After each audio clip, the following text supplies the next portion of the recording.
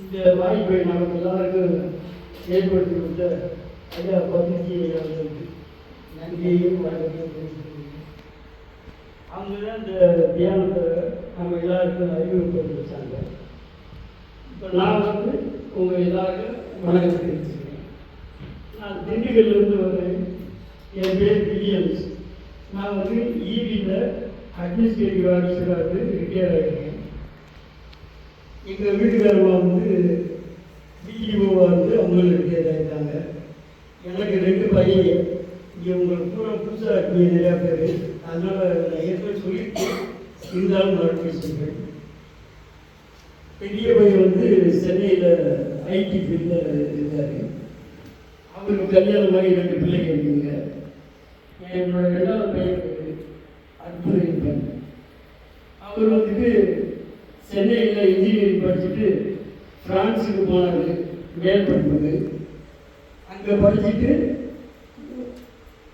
அங்கேயே வேலைக்கு அப்பாயின்மெண்ட் ஆகிட்டாரு. ஒரு வருஷம் வேலை பார்த்துட்டு இருந்தார். திடீர்னு இந்த கொரோனா வந்துச்சு. அந்த லாக்டவுன் வந்ததுனால அவரால் இங்கே நம்ம நாட்டுக்கும் வர முடியல. அங்கேயும் வெளியில் எங்கேயும் போக முடியாது, வீட்டுக்குள்ளேயே இருக்கிறாரு. அப்போ என்ன பண்ணுறாரு, லேப்டாப் வச்சு நல்ல நல்ல கருத்துக்கெல்லாம் பார்த்துக்கிட்டு இருக்காரு.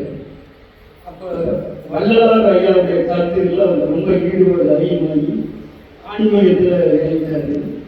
அப்புறம் இந்த மாதிரி ஈசா யோகா, வாழ்க வளமுடன், என்னென்ன இயக்கங்கள் இருக்குதோ அதை பூரா எல்லாத்தையும் எடுத்து அலசி பார்த்தாரு.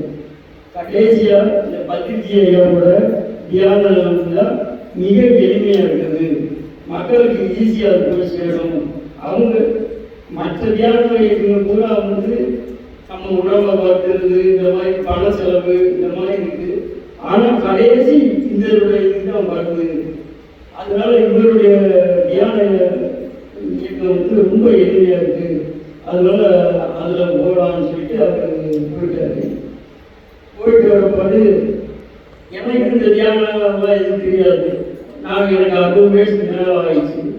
அப்போ தான் எப்போ அந்த மாதிரி இருக்குப்பா, நீங்கள் சேர்ந்து தியானத்தில் செய்யப்பா, நம்ம உடம்புக்கு நல்லது, மனதுக்கு நல்லது, நம்மளுடைய வாழ்க்கையை எதுக்காக நம்ம மந்தங்களை புரிஞ்சுக்கிறதுக்கு இந்த தியானம் பயன்படும் சொன்னாங்க. சரிப்பா அப்படின்னு சொல்லி நான் தியானத்தை இறங்கினேன். அடுத்து தியானம் பண்ணுறதுக்கு முன்னாடி நம்ம முதல்ல ஒரு உயிர்ப்பு தொலை கொடுக்கக்கூடாதுப்பா, இந்த மாதிரி கறி இதெல்லாம் சாப்பிடக்கூடாது, நம்ம வெஜிடேரியன் மாறணும்னு. அவர் சொன்ன கருத்துக்கள் அவர் எடுத்து சொன்ன கருத்துக்கள் கூட நான் ஏற்றுக்கொள்ள மாதிரி இருந்தது. சரி, அப்போ அவர் சொல்ல கரெக்டாக இருக்கு. நமக்கு இதனாலேயுமே தெரியல, இந்த தெரிஞ்ச பிற்பாடு நம்ம அந்த மாதிரி செயல்படுத்துறது, இந்த கறி சாப்பிட்றது இதெல்லாம் விட்டணும் அப்படின்னு விட்டுட்டேன். முதல்ல எப்படி முடியும்னா, நான் ஆஃபீஸில் இருக்கிறதுனால ஒரு பார்ட்டியெல்லாம் இல்லை, ஃபஸ்ட்டு எல்லாம் கூப்பிடுவாங்க, போய் பார்ட்டியாக நல்லா சாப்பிட்டுட்டு இருந்தேன். சரி, இப்போ பிள்ளை சொல்லிட்டாரே அப்படின்றதுக்காக இப்போ பிரியாணி சாப்பிட்றதுனா அந்த பீஸில் மட்டும் போட்டுவிட்டு வெறும் பிரியாணி சாப்பிட்டுட்டு இருந்தேன். அது அப்போ கொஞ்ச நாள் கழிச்சு எங்கள் வீட்டுக்காரம்மா, நீங்கள் சக்கையை தூக்கி போட்டுட்டு மூளை தூக்கிட்டு இருக்கீங்க. நாங்கள் அப்போ எங்கள் மனசில் ரொம்ப பதிஞ்சிச்சு, அதனால் நம்ம தப்பு பண்ணுறோம் அப்படின்னு சொல்லிட்டு அதில் அதை எதுவுமே சாப்பிடல, உபயோகப்படல. அப்புறம் கொஞ்ச நாள் கழிச்சு அவர் பையன் சொன்னார், எப்பா இந்த மாதிரி கறி சாப்பிடாம இருக்கிறதுக்கு ஒரு உயிர் தொலை விடாத மாதிரி இல்லைப்பா, அந்த ஒரு உயிரினத்திலிருந்து கிடைக்கிற ஒரு எந்த பொருளையும் நம்ம உபயோகம் பண்ணாலும் அது தவறு தான்ப்பா.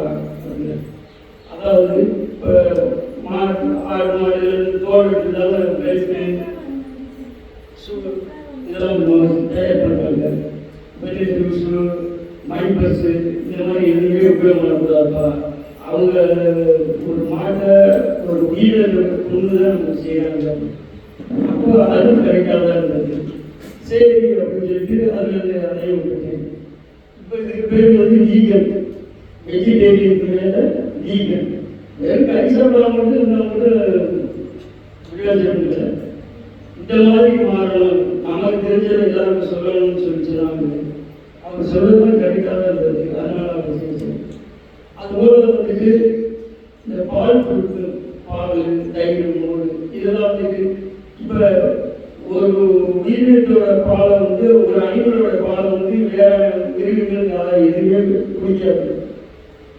ஆனால் மனிதன் மட்டும் ஆட்டு பால், மாட்டு பால், ஒட்டக பால், கழுத பால் எல்லா பாலையும் குடிச்சுட்டு இருக்காங்க. இது வந்து தவறானது. ஒரு அனிமல் வந்து அதோட குட்டிக்காக தான் அந்த பாலை உற்பத்தி செய்யுது. ஆனால் அதை திருடி நம்ம வந்து உபயோகப்படுத்தோம். அதுலேயும் இப்போ இந்த காலத்தில் நிறைய பால் வேணும்னு சொல்லிட்டாங்க. இந்த ஊசியெல்லாம் போடுறோம், செயற்கை கருத்து செய்யலாம். இந்த மாதிரி பண்ணுறதுலாம் ரொம்ப தப்பு. அது நம்மளால் முடிஞ்ச வரைக்கும் தவிர்த்திருக்கோம் அப்படின்னு சொல்லிட்டு நான் தவிர்த்துட்டேன். அது பேர் தான் வீகன்.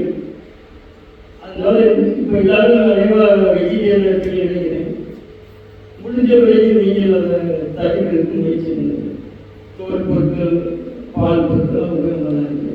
ஏன்னா அதுவும் ஒரு வகையில் அகிம்சை தான். ஒரு அனிமலை பொருளாதார இது பண்ணுறாங்க.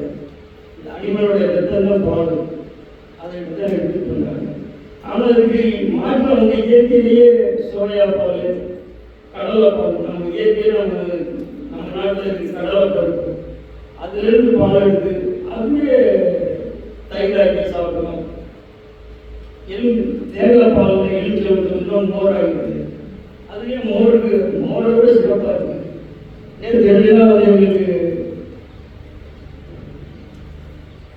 வெஜிடேபிள் பிரியாணிகள் இந்த மோரில் வெங்காயம் செஞ்சு கொடுத்தாரு. சோயா பால் எடுத்து செஞ்சு கொடுத்தாரு. ரொம்ப சிறப்பாக இருந்தது. அந்த மாதிரி மாறிக்கலாம். அதுவும் நான் சொல்கிறேன். அப்புறம் இந்த தியானத்தினால எனக்கு நிறைய நன்மைகள்லாம் கிடைச்சிருக்கு. எனக்கு வந்து ஹார்ட் ப்ராப்ளம், பைபாஸ் சர்ஜரி பண்ணியிருக்கோம். ரொம்ப நாளாக மருந்துலாம் சாப்பிட்டுருக்கீங்க.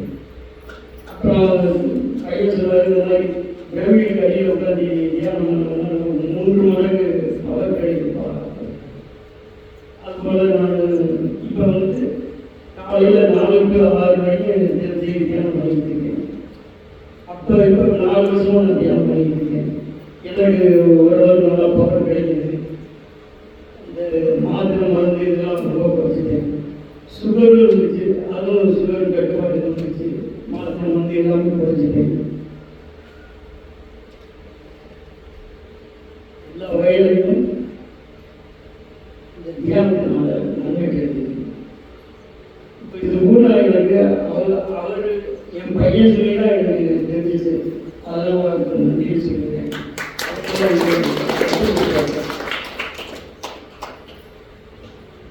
இருந்தாலும் நமக்கு தெரிஞ்சதை வந்து எல்லாருக்கும் சொல்லணும். அவங்க தேவைகளைன்னா நம்ம சொல்லணும். நமக்கு தெரிஞ்சதை சொல்லிடணும். பத்திரிகை ஏரியாவெல்லாம் சொல்கிறது வந்து உனக்கு ஏன் தெரியுதா, ஏன் ஆட்டம்னு சொல்லிடுது, பி தெரியுதா, பி சொல்லு. இசைக்கு வரைக்கும் தெரிஞ்சவாறு தான் சொல்லிக் கொடுக்கணும்னு நினைக்கிறேன் நான் அப்படின்னு சொல்கிறாங்க. அதுபோல நமக்கு தெரிஞ்சதை நம்ம அடுத்தவங்களுக்கு சொல்லி தருவோம். இந்த பிரமிடு ஆரம்பத்திலிருந்து எனக்கு தெரியும். கட்டிட்டு வேலை செய்யுது பல்வேறு எனக்கு தெரியும். நான் வந்துருக்கேங்க. இந்த சரஸ்வதிகளும் சித்தாமாவும் நல்ல ஒளியேந்து அருமையாக செயல்படுறாங்க. தன்னலங்களாக இந்த தியானம் வந்து மற்ற எல்லாருக்கும் தெரியணும், அதனால அவங்க பயன்பெறணும் அப்படிங்கிற ஒரு நல்ல எண்ணத்தில் அவங்க செயல்பட்டு இருக்கிறாங்க. அவங்களுக்கு என் வாழ்த்துக்களை தெரிஞ்சுக்கிறேன். நல்ல செயல்கள் அதாவது முடிஞ்ச வரைக்கும் நல்லதை வந்து அடுத்தவங்களுக்கு செய்யணும். நல்ல பண்புகளை பார்த்துக்கணும். இந்த தியானத்தில் வந்ததுலேருந்து எனக்கு கோபம் குறைஞ்சிருக்குது, நல்ல எண்ணங்கள் வளர்ந்துருக்கு, பொறுமை ரொம்ப பொறுமை கிடைச்சிருக்கு. அதனால் நீங்கள் இந்த தியானம் பண்ணி பாருங்க, நல்லது கிடைக்கும். நமக்கு தெரிஞ்ச நல்லதை அடுத்தவங்க சொல்லி தருவோம்.